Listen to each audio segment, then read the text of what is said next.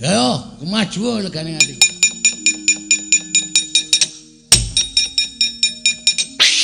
Wah. Kok nganggo kaya ngono balang?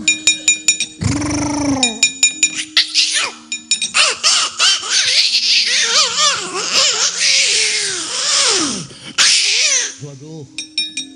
Aku paling wegah nek ngono ku. Kaya ulah kajen lacane aku ki menungso mung dipameli. Ayo sing apik omong sing apik nganggo cara menungso ora cara munyuk.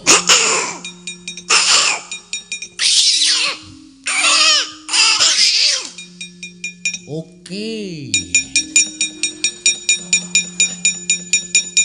Iki ulah ngece lho iki jan panen aku muni oke tenan lho. Engko dikilo ngece. Modal. Wih, dan angel tenan.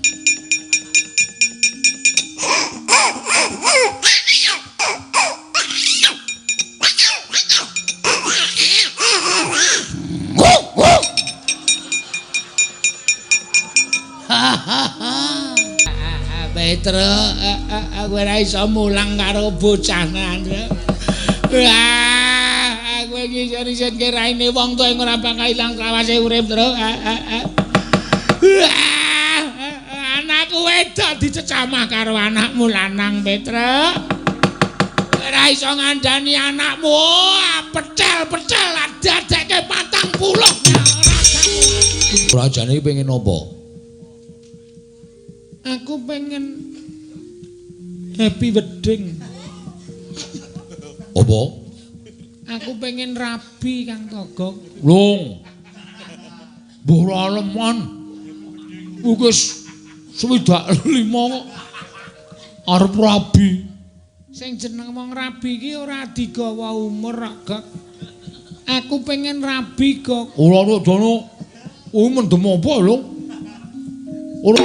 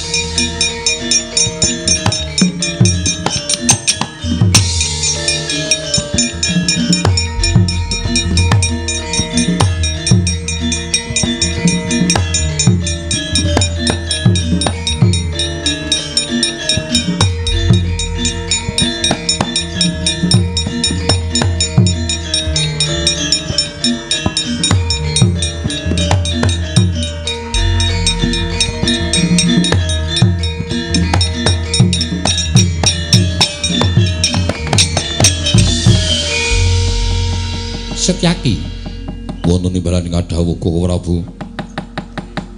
Nalika semana negara Ndrawati karawuhan Kakang Anoman ing Kendali Sada. Lho nggih. Monggo Kakang Anoman nalika semana munjuk atur kalawan panjenengan ingsun yen to dina samengko kabar ingkang wis sumebar warata jare yen to Panakawan Ngamarta ya kuwi Sinala Gareng bakal duwe gawe mantu. Mula pun Kakang tumuli njawil kalawang sira Yayi ndak kanthi metu adoh saka negara Ndrawati kewarung paduka. Sabab ngendikaning Kakang Mayangkara ing Kundalini ing Kendali Sada. Sadroning entuk pekabaran Kakang Anoman ngimpi ingkang kurang prayoga. Mula Setyaki gandeng pun Kakang kuwi rumangsa tau-tate nampa pangudanging Nala Gareng. Tau-tate digudang dening abdi ingkang aran Nala Gareng. Mula yen to nganti mengko Nala Gareng tenan-tenan nggone bakal duwe gawe mantu. Yen nganti pun Kakang ora labet kalawan Nala Gareng iki mengko mundhak dadi rasaning piyai akeh. Lajeng kepareng paduka.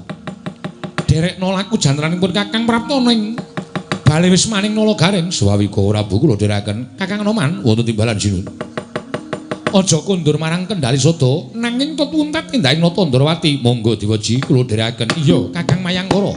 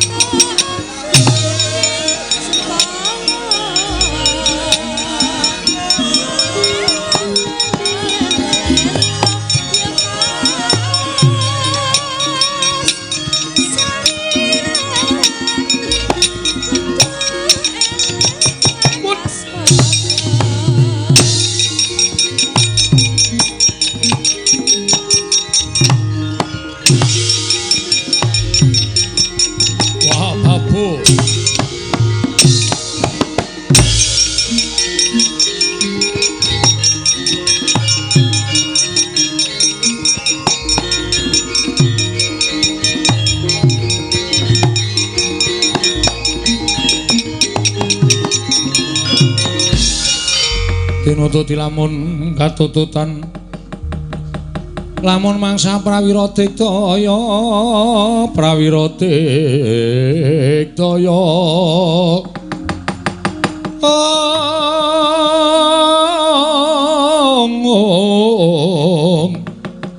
Ronanggana magawe gelar irawang-wang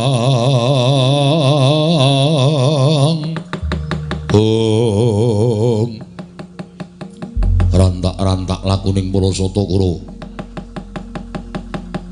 liwat dalan ing Nganjuk ning negara Ndrawati wikatine apa? Setyaki ana barat. Aku minglar kewa, kowe nyegat ngiwa, minglar nengen, kowe nyegat nengen. Karepmu piye? Mung bakal takon Setyane Kurawa menyang endi? Iki bakal ana laku ingkang gedhe. Nderekake anakku Lesmana Mandra Kumara. Nggone bakal menyang bali wis maning Sinala Gareng ing wigati bakal njaluk anake Nala Gareng. Sabab Lesmana wis gandrung-gandrung kapirangu kelawan atmajaning Nala Gareng kang aran Nalawati.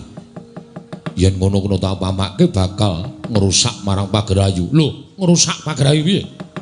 Kabar sing tak tampa yen to Nala Gareng bakal duwe gawe mantu. Tegese wong duwe gawe mantu kuwi mesti ana calon temantening lanang. Lah kok dadi iki Lesmana diarak marang bali wis maning Nala Gareng kang mangkono bakal ngrusak bebrayaning atmajaning Nala Gareng. Aja ngawu gawar ngawur kowe. Calon manten lanang ya Lesmana kuwi. Aku ora percaya merga lakon sing wis kelakon pendak-pendak putra ngestina nggayu wong wadon mesti ora bakal kasembadan. Siji ora kelakon, loro sing wadon mesti ora tresna karo putra Ngastina. Mula ora sanduk teruske nggonmu Prapteng bali wis maning nolo garing. Ayo semingkir. Ayo bali. Lho. Nundung marang para Satakura, apa babamu? Gelem bali apa ora? Ora gelem bali tak babati gamarmu tak gulungi genderamu Kartomarma. Kakiat risang kapirang uri nangkul kinempit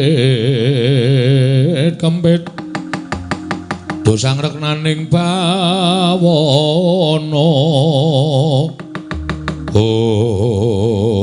Wah, ura-uraban suaramu menyangan diwayang ngri Kurawa ketemu karo wong-wonge Pendha mesti sulaya. Ora sandadakku ki Gunung Bayu bali ora.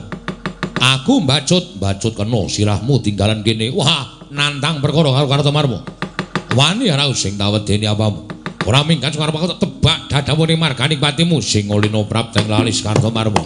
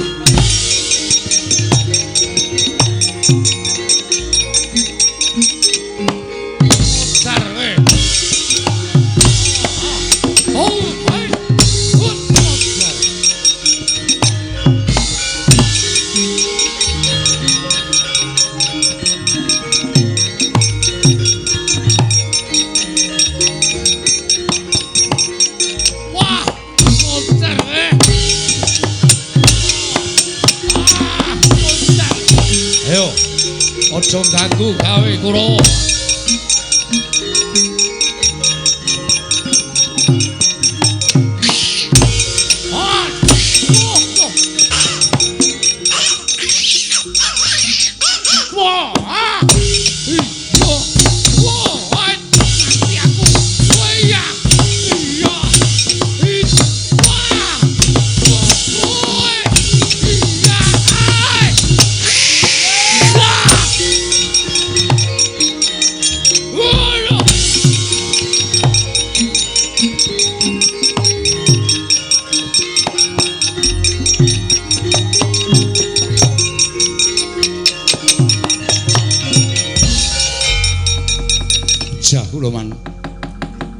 Barisan Kurawa ketemu sapa? Maune baris apik-apik kok njur bubrar ora karo-karuan. Kula pinanggih kalian Setyaki. Kula minglar ngiwa, Setyaki nutup ngiwa. Kula minglar nengen, Setyaki nutup nengen. Sajahe Setyaki cubriya kalian lakuning Kurawa. Kula mandheg omong-omongan. Setyaki ndakpo nek Kurawa arep bubrah pagrayu. Sabab Nalagareng bakal duwe gawe mantu kok mantene lanang lagi tekan kene. Mesti arep ngrusak bebrayane anake Nalagareng geger man. Seling surup, nggih seling surup.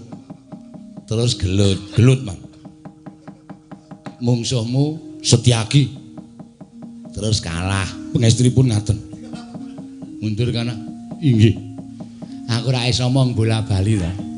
Iki lakune ngombyong manten ora doting petakilan. Ning Kurawa iki angel didandani anggris muni gleleng. Wis sapa-sapa ketemu jak gelut, sapa-sapa ketemu jak gelut. Nyuwun pangapunten, sing lepat sanes kula. Iya, ning mergolemu gleleng kuwi lho. Wong ra urung kalah kok kandhan-kandhanane ngeyel. Surtayu nggih, Man. Kok bleduk tok awake. Banting iwa nengen kalih Anoman. Lho. Sing entekke sapa kok Raoman? Anoman kok Raoman. Anoman nderek lampahi utawi ngetutaken Setyaki. Kula mungsu Anoman mboten ing oman papan. Ha kok ming kowe. Anoman ki arep munyuk ning digdaya kok, Sur. Nemeng kowe sepira kekuatanmu. Sapa Kurawa sing arep njajal Setyaki karo Anoman?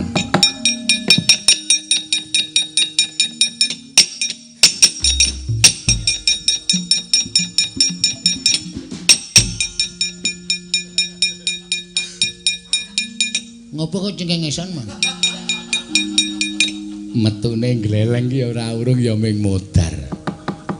Kurawa iki ora ana sing mangga mulya. Apa kece, Pak? Sak gedagan iki malam ini Dulma Gati nek pun maju pelak melantasi samudayane. Maju. Iso menang karo Setyaki karo Anoman tak tonton kaya ngomong kekuatanmu. Mentas megurune endi kowe le? Seminggaman ngaco. Ngaso. Ngaco men aja nganti kena penyakit kula tak belang mang tonton menang sapa? Ya, kaya ngapa tak tontone.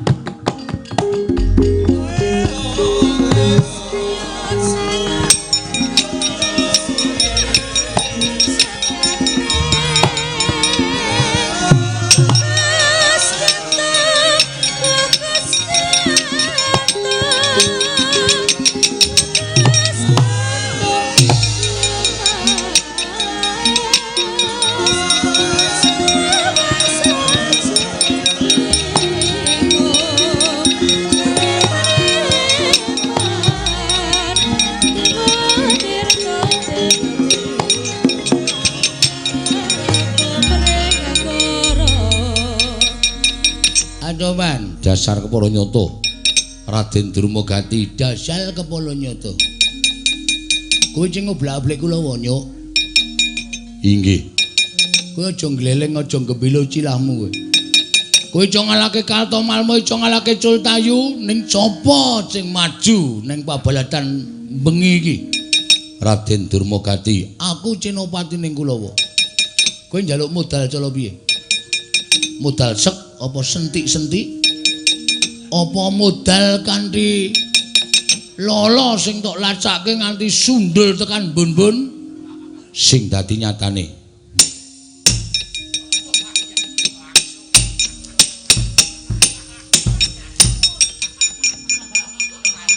Nino kalau aku. Rasaku ki cangkem.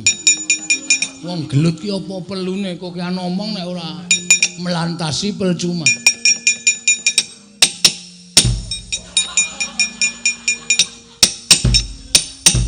Oh, model. Kowe kapokmu kapan iki mentas megulu anyar iki. Ya, kemaju legane ati.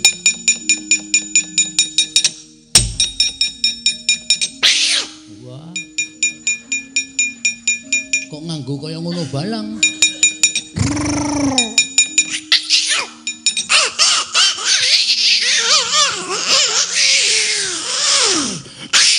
Waduh. Aku paling wegah nek ngono ku. Kaya ulah kajen lacane aku ki menungso mung dipameli. Ayo sing apik omong sing apik nganggo cara menungso ora cara munyuk.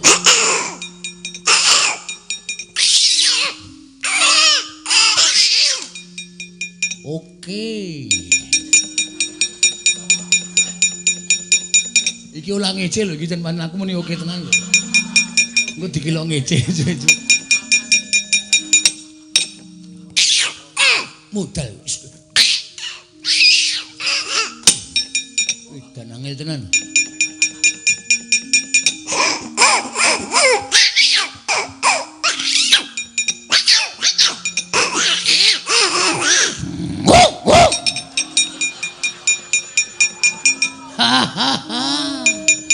Kaya ora ngerti kelemane munyuk-munyuk kalau kilik wedi. Ayo. Kowe kalau aku padha-padha mbiyen sak lombongan. Kowe munyuke aku kilike. Dadi ledek munyuk. Ning cah iki dadi musuh kowe apa aku sing tekan ning Pati Cenggana.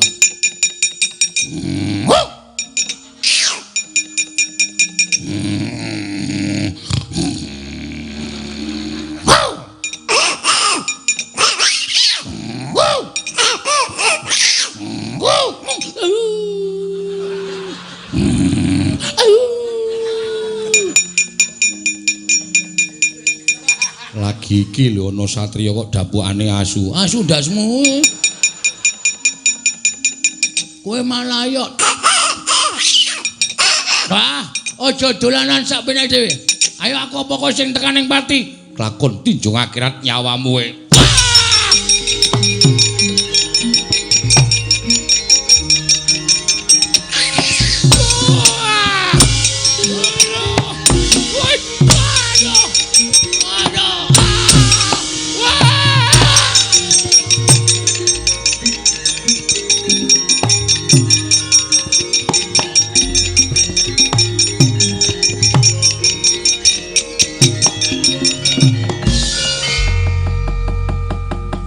Kowe iki pangeran mati kok maju perang nggawa kirik barang iki ngapa ta?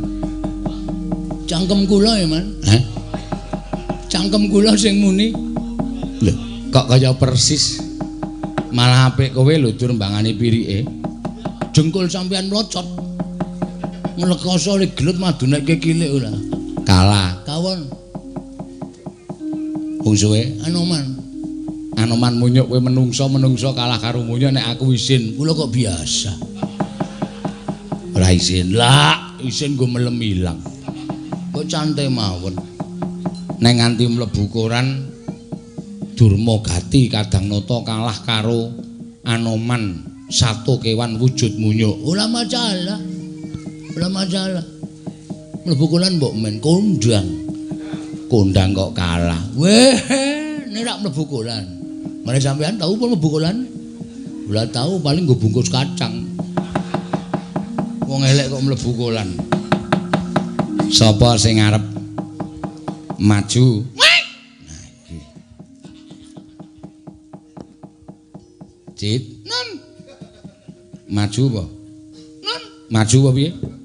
Mungsuhe Anoman. Mungsuhe Anoman. Patenono nek pancen kowe wani. Anoman. Karo Sencaki. Mungsuhe Sencaki. Kula semika kula ajal, Man.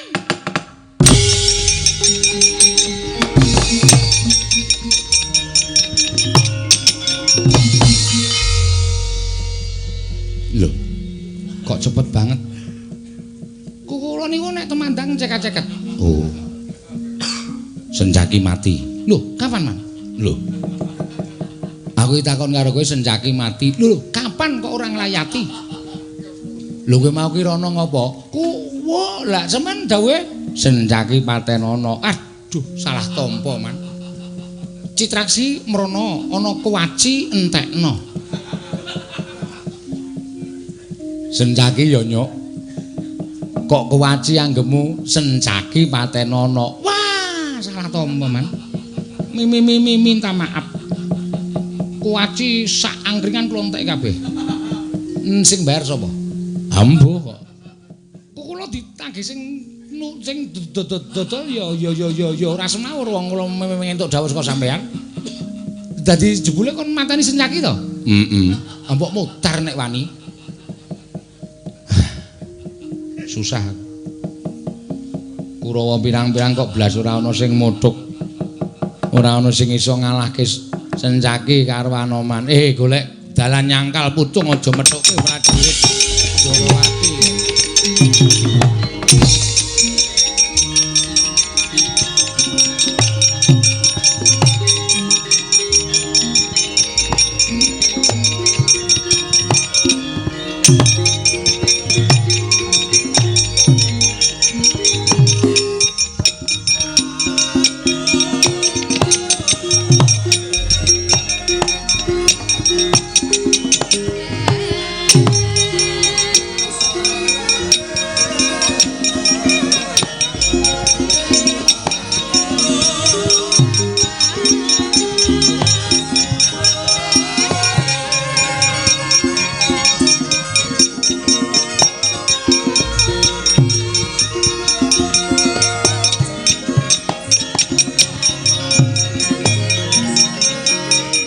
Senayeng mangglo mintonaken dewe gramanira kang kumitir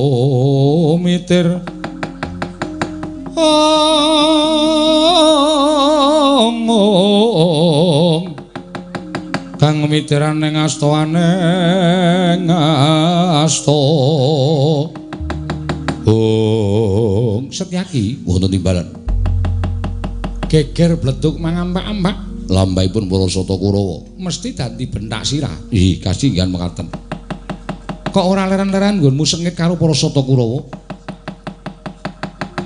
Wiwit rumiyin ngantos sak menika kula menika mboten demen kaliyan para Sata Kurawa.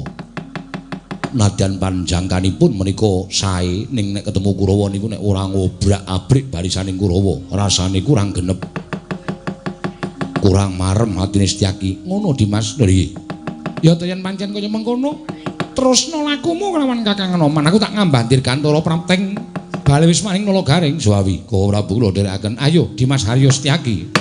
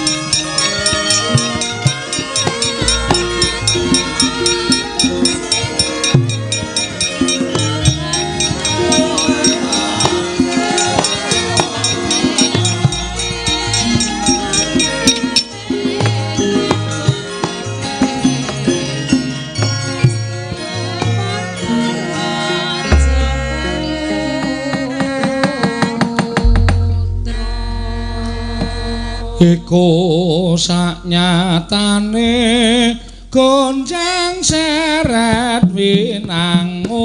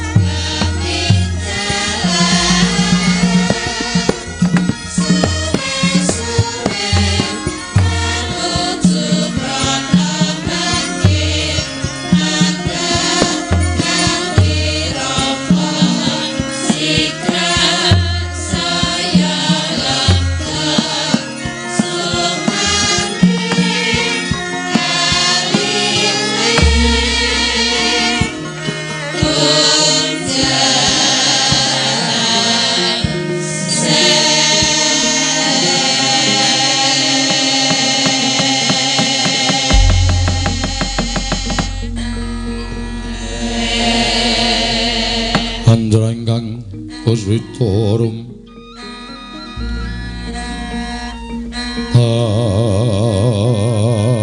asiring samirana mrik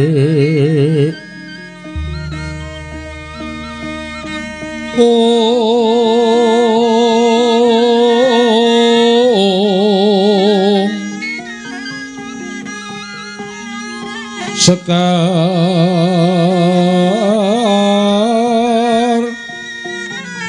kadung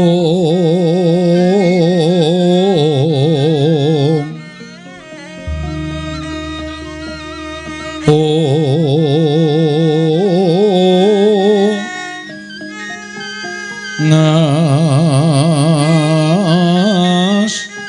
kandanya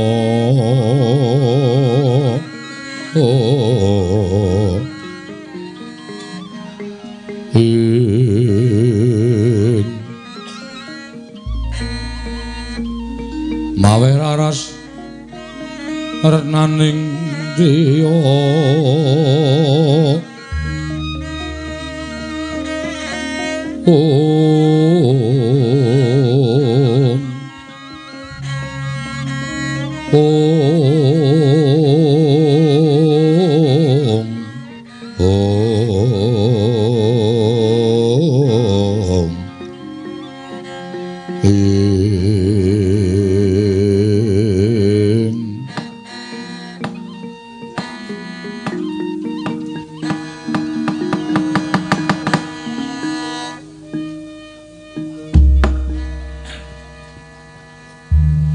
Mbokne ora wonten dawuh napa Mas? Mumpung iki ana wektu sing mirunggan iso sak pejagong. Mergo aku nek esuk iki mesti wis tindak kantor pos. Nggih. Monggo aku nek rawuh ki sore.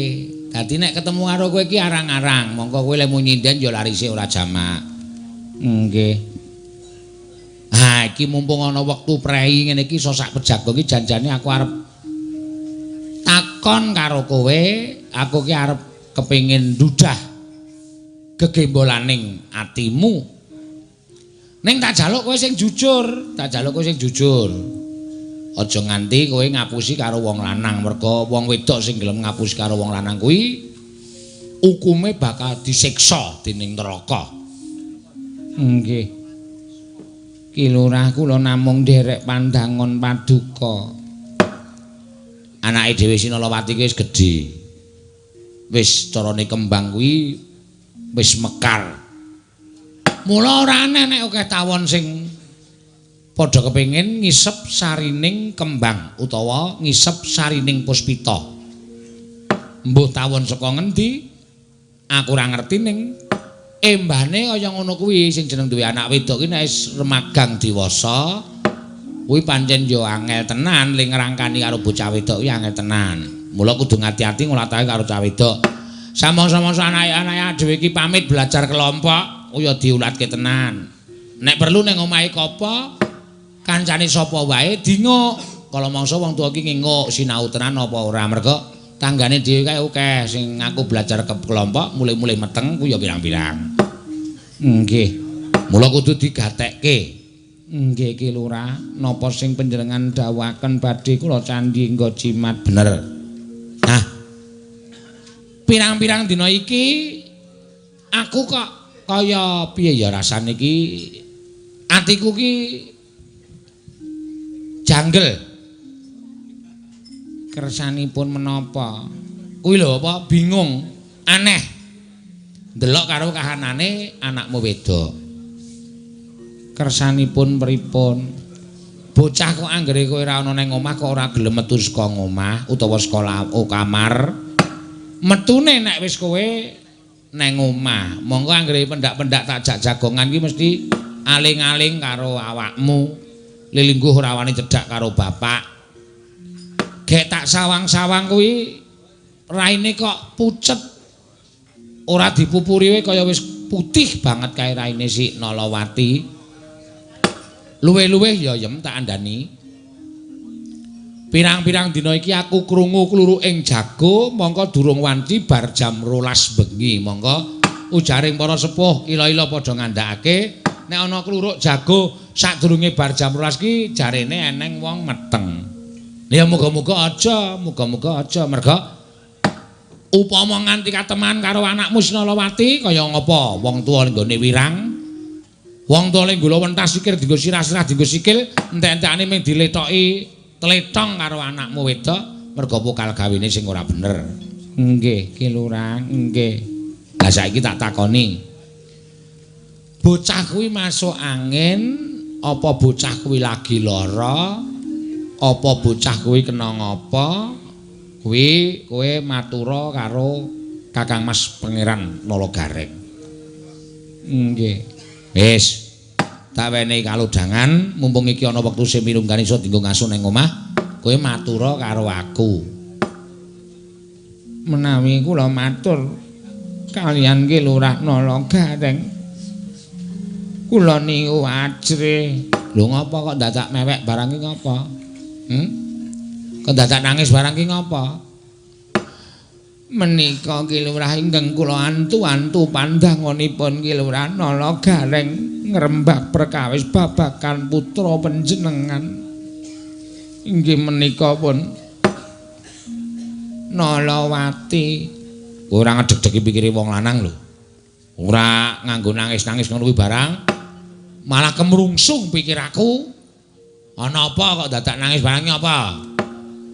Anu Ki Lurah. Nak, wonten paring dawuh biya, mbok kowe matur dhewe ta, Nak.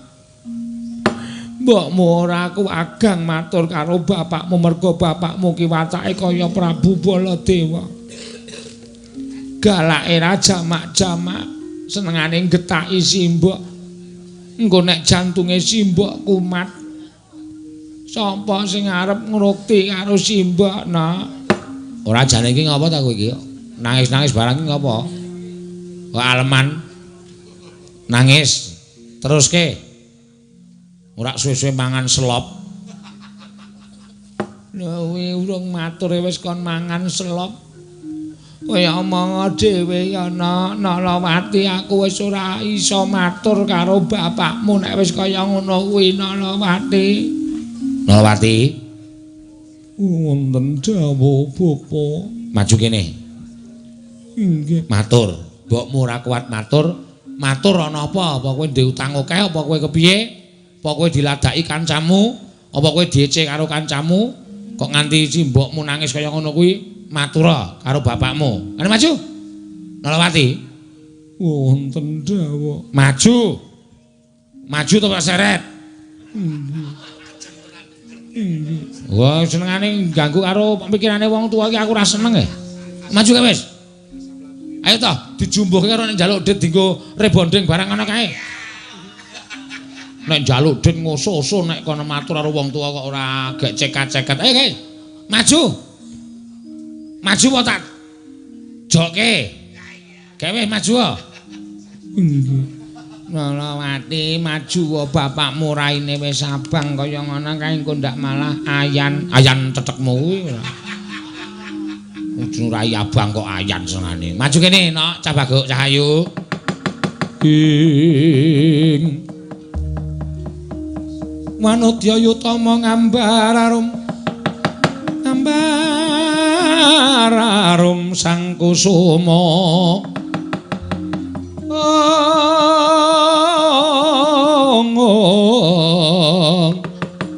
Gembrang-gembrang yen ngandika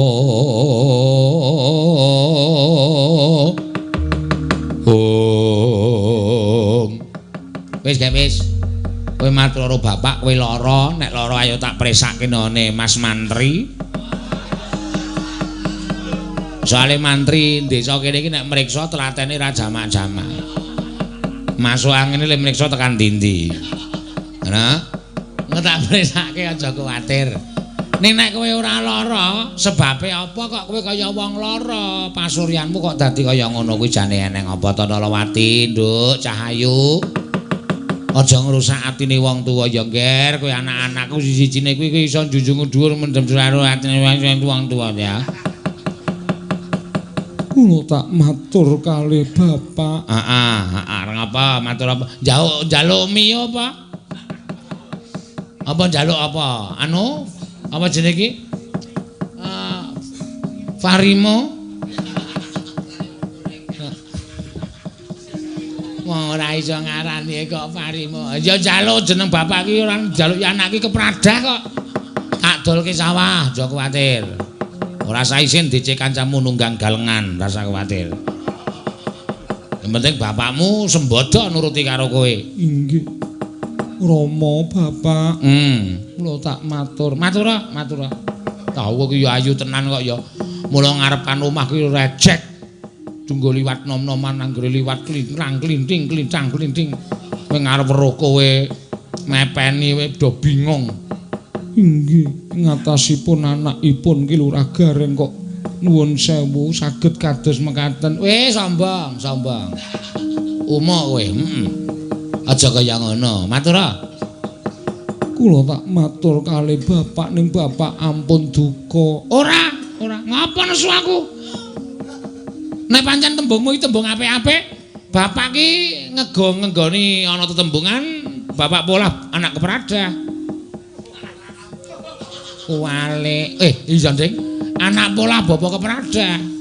Nek kowe duwe penjaluk, njaluk apa? Njaluk sekolah meneh? S2. Aja pilek. Bapak iki siji wis sentrap-sentrup semene rong rampung-rampung kok. Nggih. Kula tak matur kalih bapak ning bapak ampun duka. Ora, bocah iki lho. Kowe gecek-gecek.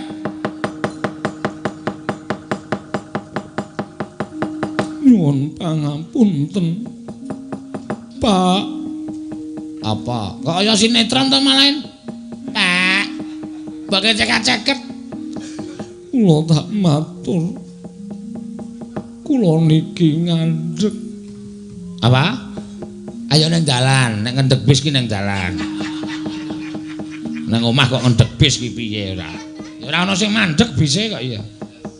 Nyuwun pangapunten, Bapak, nyuwun pangapunten. Kula niku ngandhek. Anda piye maksude sing cetha? Kula niki bobot. Ayo ditimbang. Bobote pira? Piye kula bingung ngarep matur, Mas. Anak sampeyan niku meteng. Ora wis tak tukoke bolam to. Tak mingkari masang to. Walah, wong kok pekoke kaya ngono. Pokok dengkulmu mlocot kuwi ora.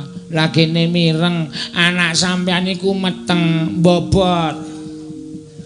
Meteng bobot hamil.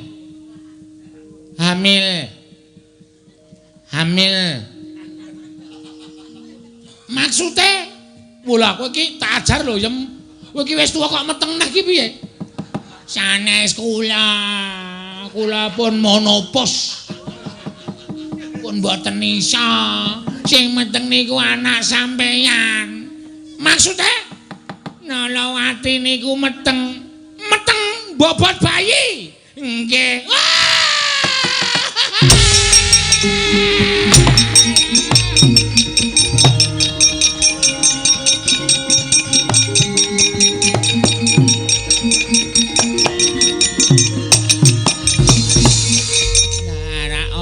Kula niku ora gelem matur niku merga sampeyan mesti kaya ngoten niku nyajar Mas nyajar.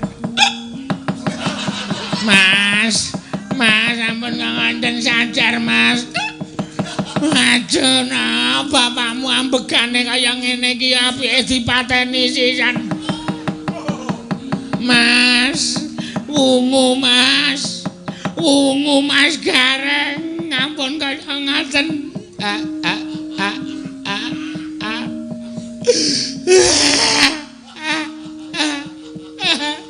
Yem kowe sing goblok kowe ora iso ngomong karo anakmu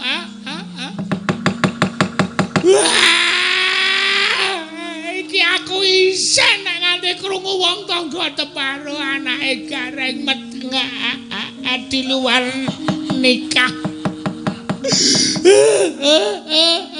Nalawati kowe cilik tak gedheke bareng kowe gedhe kok malah dintopu wong.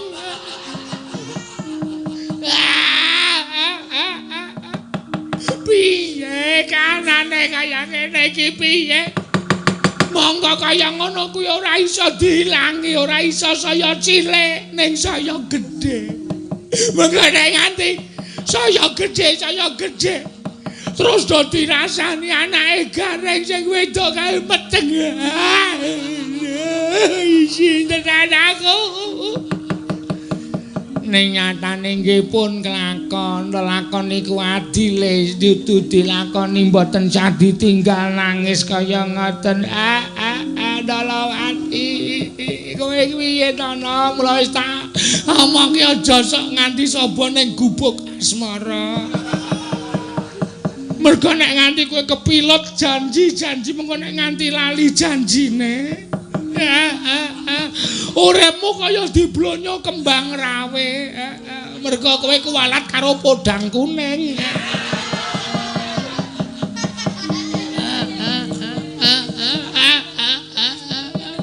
Nek nganti kowe kuwalat karo podang kuning nek wis kelakon kaya ngene terus dadine lagu rewel. Ngene salah ngono salah. Gek kowe sesideman karo sapa Nalawati lah kok dadi kowe mesti kaya Bapak. Gundulmu kuwi kok meteng ro bapak piye? Nalawati niku manggil sampean. Ngundang sampean bapak kok dikira meteng karo bapak.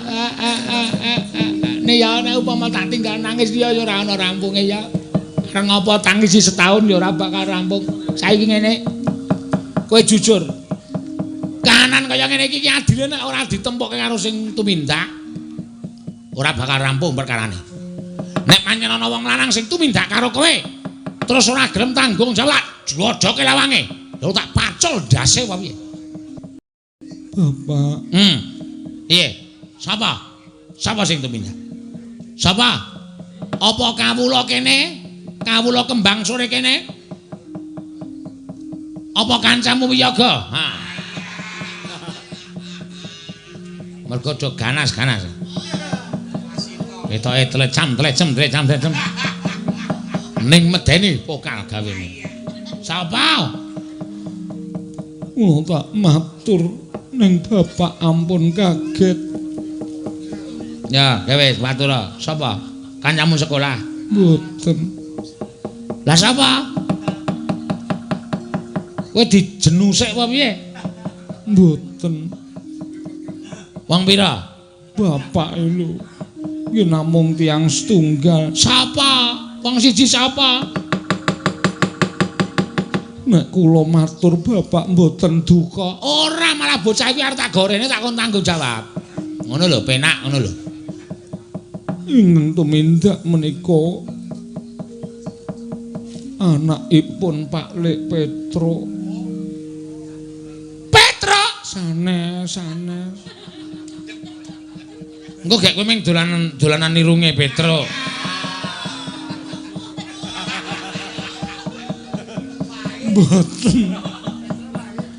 Mboten sanes Pak Lek Petro ning anake Pak Lek Petro. Lho. Anake Petro. Kasinggihan mekaten. Apa sih? Longkeng. Adi Lengkung Kesuma. Wah!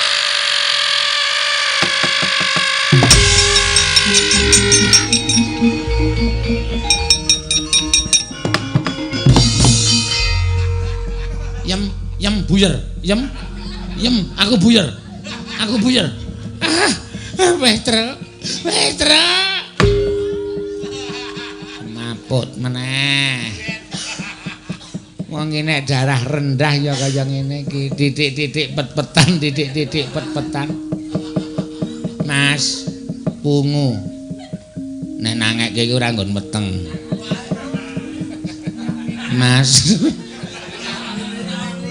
Mas, wungu. Nah, tangi aku. Aneh-aneh wae senengane ora.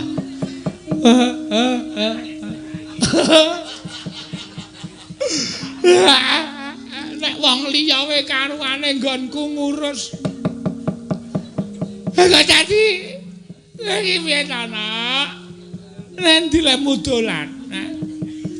Wis dolan ubyang-ubyung karo anake Petro kae. Nanti lemu tumindak. Mulane sono nek dijak sesire anake Petro malam Jumat Kliwon ki aja menyang.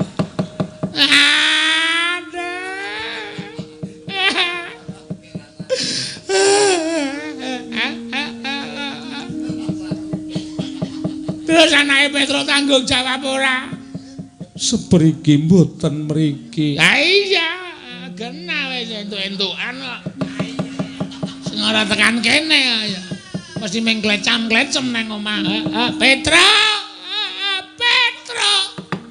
Kancong bolong anakmu tumindak kaya ngene ora ora iso ngajar anakmu lereh getih. Walik. Getih lereh. Getih lereh antarane sedulur tak lakoni tenan.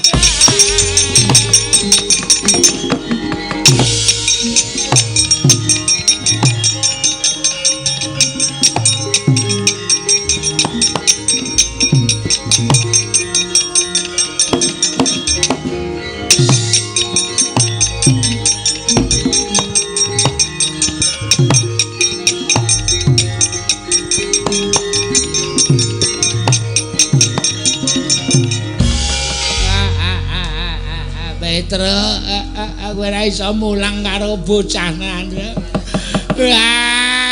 Aku iki iso-iso kiraine wong tuwa ora bakal ilang trawase urip, Tru. Anakku wedok dicecamah karo anakmu lanang, Petro. Ora iso ngandani anakmu, pecel-pecel dadekke 40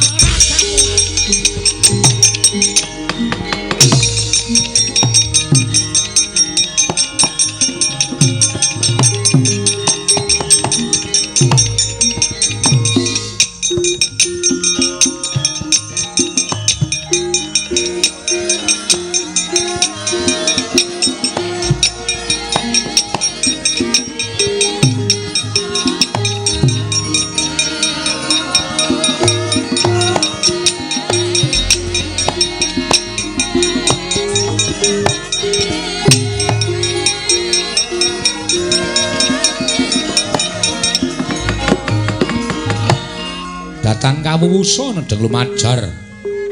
Kelurahan Ologaring sarya duka. Mulat kawontenanipun ingkang putra nggih Sang Dewi Nolawati. Kocap ingkang mapan wonten ing padukuhan Jurang Porong. Nenggih papan pelengganipun Kilurah Togog. Sumawana Kilurah Bilung. Nalika semanten Kilurah Bilung ing nandhang gerah tinenggan dening Kilurah Togog ya Sang Catugara.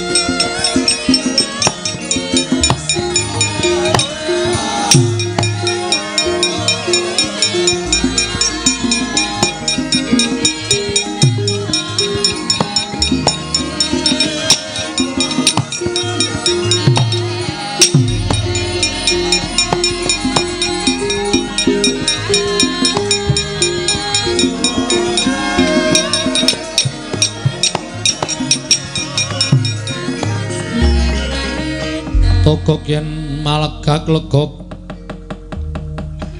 trembilung kang sarawita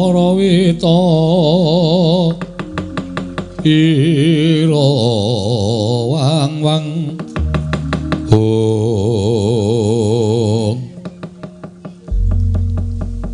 ora janjane kowe iki lara apa to, Lung? Wong lara kok awake seger. Monggo umume wong lara iki ora doyan mangan kok kowe le mangan malah saiki sedina ping 5. Monggo ngarani. Esuk kudu nganggo jangan krecek. Engko tengah awan sithik ndadak disediake lotek. Engko lingsir jam 12 medhun kon ukoke tungseng ndas. Mengko bengi njaluk nganggo sing seger-seger soto utawa bakso. Lah kowe suwe-suwe tekor nelemu lara kaya ngono kuwi. Monggo ora tau gelem ngomong ming nutuki meja. Nek njaluk ngombe nutuk meja, njaluk mangan nutuk meja. Lah. Apa? Minta minum Kang Togog. Minta minum. Apa?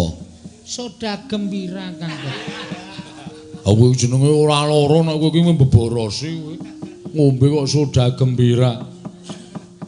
Njaluk Kang Togok. Nek ora aku mati Kang Togok, aku mati. Ya. Ya tak goleke. Wah, jan wis. No. Wis gek dombe. Matur nuwun ya Kang Togok. Wis gek njaluk apa meneh? Mangsaku kok aneh-aneh panjaluke. Kang Togok. Ngopo? Aku tak omong karo kowe ya Kang Togok. Ning nek omong-omongan ku aja nglekar. Omong-omongan ku sing sopan, sing tenguk. Aku men ngerti kowe duwe karep apa.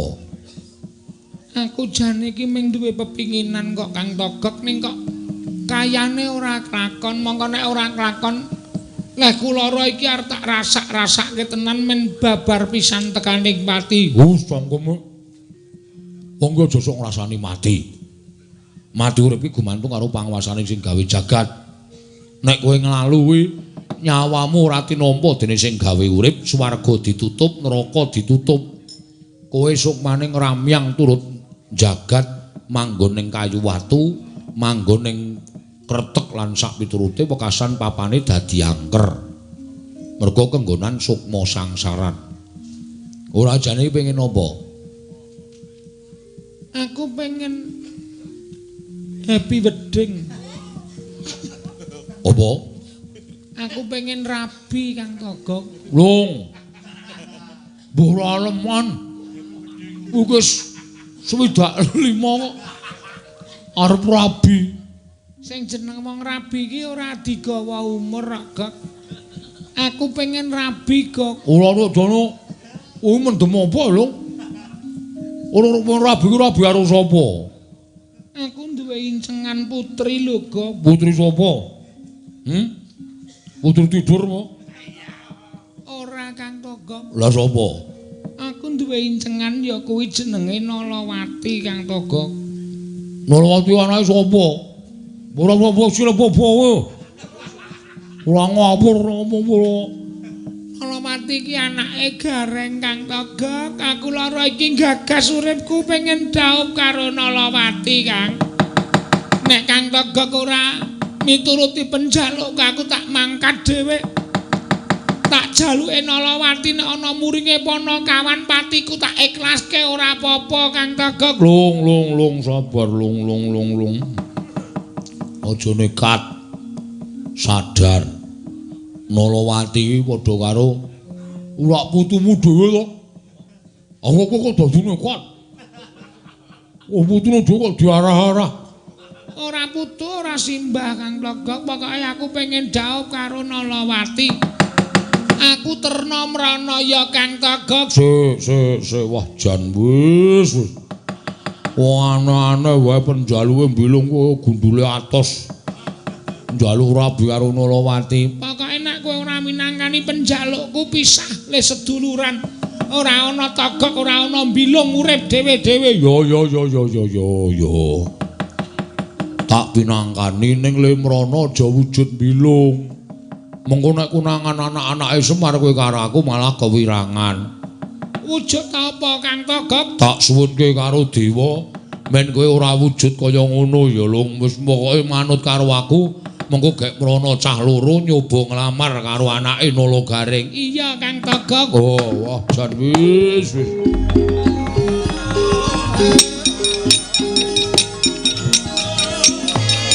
Wah, jan wis.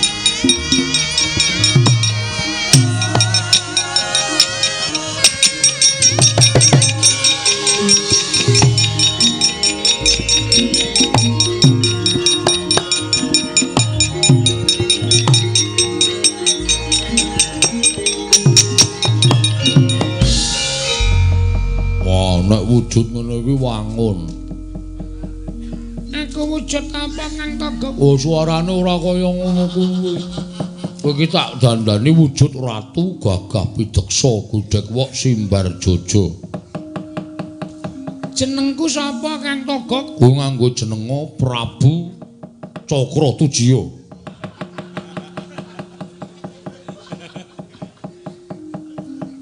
Ngono Kang Togok. Nglamar karo anake Nalawati. Iya Kang Togok. Suarane sing gedhe. Jagat Dewa Bathara. Wah, semono kuwi. Lah terus Kang Togok wujud apa? Aku tak wujud dadi patihmu wae men ketok nek kowe iki wong sugih men Nalawati gelem tok dhaup. Ngono aku wis salin wujud kowe karo aku mrono bareng lamar Nalawati. Yo, Kang Togok ayo tak bakal tak derekake. Kowe sing tak derekake.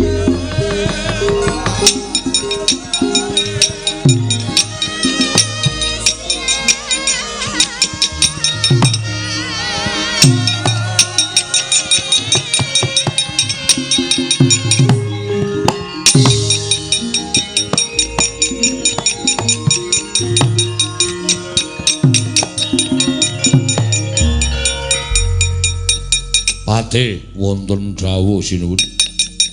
Ora lega rasane atiku yen to durung dhaup karo Dewi Nalawati. Menawi cara mekaten suwawi kula dherekaken prapta wonten bali wismanipun Nalagaring dipun lamar ingkang atmajanipun Nalagaring menika pun Nalawati. Ayo tutna laku jantraku te. Monggo kula dherekaken sinuwun.